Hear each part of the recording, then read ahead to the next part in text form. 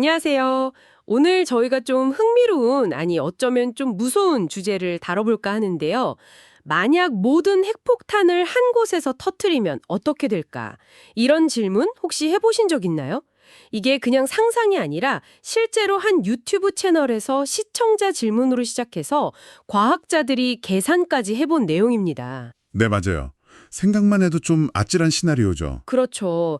현재 지구상의 핵무기가 한 15,000개 정도 있다고 하잖아요. 네, 대략 그 정도 됩니다. 대부분 이제 미국이랑 러시아가 가지고 있고요. 15,000개면 이게 어느 정도냐면 인구 10만 이상 도시가 전 세계에 한 4,500개 정도 되는데 이 도시들을 다 파괴하고도 남는 양이래요. 맞습니다.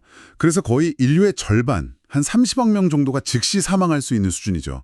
이걸 과잉살상이라고 부릅니다. 필요 이상으로 많다는 거죠. 과잉살상이라 용어부터가 좀 섬뜩한데요.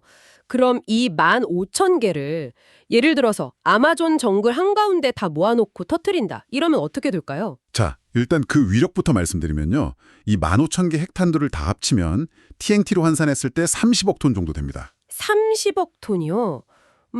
감이 잘 안 오는데요? 이게 어느 정도냐면 1883년에 있었던 크라카타우 화성 폭발 아시죠? 기록상 가장 강력했던 폭발 중 하나인데 그거보다 15배 더 강력한 에너지입니다. 15배요? 와, 화산 폭발의 15배라니. 네, 그래서 이게 터지는 순간 직경 50km짜리 거대한 불덩이가 생겨납니다. 직경 50km요. 서울에서 수원거리 정도 되겠네요? 그게 다 불덩어리라고요? 그렇죠. 그리고 주변 3,000제곱킬로미터는 그냥 순식간에 초토화됩니다. 폭풍으로요.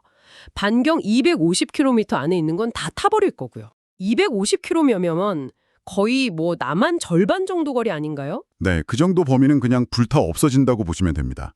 그리고 그 폭발 압력파는 지구 전체를 몇 주 동안 계속 돌아요. 수십 번씩. 아, 압력파가 지구를 돈다고요? 네, 버섯구름은 성층권을 넘어서 거의 우주 경계까지 치솟고 수백만 톤의 재를 대기 중에 뿌리겠죠. 와, 정말 상상 이상인데요. 그럼 그 폭발 이후에는요? 장기적으로는 어떤 일이 벌어지나요? 일단 그 버섯구름이 가라앉은 자리에는 직경 10km 정도의 거대한 분화구가 남을 거고요. 분화구요, 핵폭발로요? 네. 그리고 남아메리카 대륙 전체가 아마 역사상 최악의 화재에 휩싸일 겁니다. 근데 더 심각한 건 방사능 낙진이죠. 폴아웃이라고 하는. 아, 낙진. 네. 이게 전 세계로 퍼져나가서 지구 전체의 자연 방사능 수치를 지금의 2배 정도로 끌어올릴 겁니다. 그럼 당연히 암발병률도 높아지겠죠. 지구 전체가요. 2배나. 네. 그리고 또 하나는 대기 중에 퍼진 먼지랑 재 때문에 햇빛이 차단돼서 지구가 급격하게 추워지는 핵겨울이 올 수 있습니다. 핵겨울. 들어본 것 같아요. 얼마나 지속되는데요? 이게 몇 년간 지속될 수도 있습니다. 심각한 기후변화죠. 정말 끔찍하네요. 그런데 그 영상에서는 이렇게 끔찍한 상황에서도 인류 자체가 멸망하지는 않을 수도 있다 이렇게 얘기했다고요. 네, 뭐랄까 충격적이지만 그럴 가능성이 있다는 거죠. 물론 남아메리카는 거의 사라지겠지만 다른 지역에서는 어떻게든 인류가 살아남을 수는 있다. 뭐 이런 계산 결과입니다. 살아남아도 사는 게 아닐 것 같은데요. 근데 영상에서는 여기서 더 나아간 가정도 다룬다고요? 그게 한 3,500만 톤 정도 되는데 이걸 전부 핵무기로 만든다면 어떻게 될까 하는 겁니다. 지구의 모든 우라늄으로요? 그게 가능한가요? 이론상 그렇다는 거죠. 이걸 에너지로 환산하면 히로시마 원폭의 100억 개 물량입니다. 100억 개요? 히로시마 원폭이 100억 개? 네. 이건 어느 정도냐면 6,500만 년 전에 공룡을 멸종시켰던 운석 충돌 에너지란 맞먹는 수준입니다. 공룡 멸종? 아, 이제 정말 차원이 다른 얘기네요. 그럼 그 결과는 어떻게 되나요? 그 정도 폭발이면 남아메리카 대륙의 절반 정도를 덮는 거대한 화염 폭풍이 일어날 거고요. 직경 100km짜리 정말 초대형 크레이터가 생길 겁니다. 직경 100km 크레이터. 네. 그리고 그 충격이 지각을 흔들어서 전 세계 도시에 그냥 상상할 수 없는 규모의 지진이 발생하고요. 허리케인급 바람이 남아메리카를 그냥 휩쓸면서 모든 걸 다 태우고 부숴버릴 겁니다. 와, 상상만 해도 끔찍한데요. 근데 진짜 문제는 그 다음입니다. 아마존의 그 많은 나무들, 탄화수소들이 타면서 나오는 엄청난 양의 검은 재가 하늘을 완전히 뒤덮어요. 제가 하늘을 덮는다. 핵결보다 더 심각한 건가요? 훨씬 심각하죠. 태양빛이 완전히 차단되면서 지구가 10년 이상, 거의 빙하기 수준의 겨울을 맞게 됩니다. 10년 이상 빙하기요? 네, 이 시점이 되면 인류를 포함해서 지구상의 거의 모든 대형 동물들은 멸종을 피하기 어렵다고 봐야죠. 지구 정체가 방사능으로 뒤덮이는 건 물론이고요. 이건 뭐 생존 가능성이 아예 없다고 봐야겠네요. 그렇죠. 아주 깊은 지하 벙커나 잠수함 같은 곳에 있던 극소수의 사람들, 식량이 떨어질 때까지는 버틸 수 있겠지만요. 버틴다 해도 네.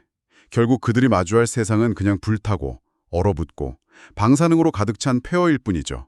이걸 생존이라고 할 수 있을지 모르겠습니다. 오늘 들어보니까 현재 가진 핵무기만 터뜨려도 끔찍하지만 이론상 가능한 최대치를 가정하면 정말 그냥 지구적 재앙, 공멸이네요. 맞습니다. 첫 번째 시나리오는 어떻게든 생존의 여지는 남겨두지만 두 번째는 그야말로 끝이죠. 여기서 또 흥미로운, 아니 좀 섬뜩한 예측이 있더라고요. 아, 네. 그 미래 이야기 말씀이시죠? 네, 만약 수백만 년이 지나서 지구가 회복되고 새로운 지적 생명체가 나타난다면요. 네. 그들이 이제 지질학 연구 같은 걸 하다가 이상한 지층을 발견할 거라는 거죠. 전 세계적으로 아주 얇게 퍼져 있는 방사성 물질 층. 방사성 물질층이요? 네. 그리고 그 안에는 플라스틱 조각이라던가 희귀금속 같은 우리 인류 문명의 흔적들이 뒤섞여 있을 거라는 겁니다. 아, 마치 화석처럼요. 그렇죠. 근데 그들은 이게 뭔지, 과거에 도대체 무슨 일이 있었는지 전혀 모른 채 그냥 혼란스러워할 거다. 이런 예측입니다. 우리가 가진 힘의 결과가 이렇게까지 갈 수 있다는 것, 그리고 먼 미래에 그런 흔적을 남길 수도 있다는 것, 참 많은 생각을 하게 되네요. 만약 미래의 어떤 존재가 우리 문명의 그런 마지막 증거를 발견한다면 과연 그들은 우리를 어떻게 생각하게 될까요? 이 질문을 여러분께도 한번 던져보면서 오늘 이야기는 여기서 마무리할까 합니다.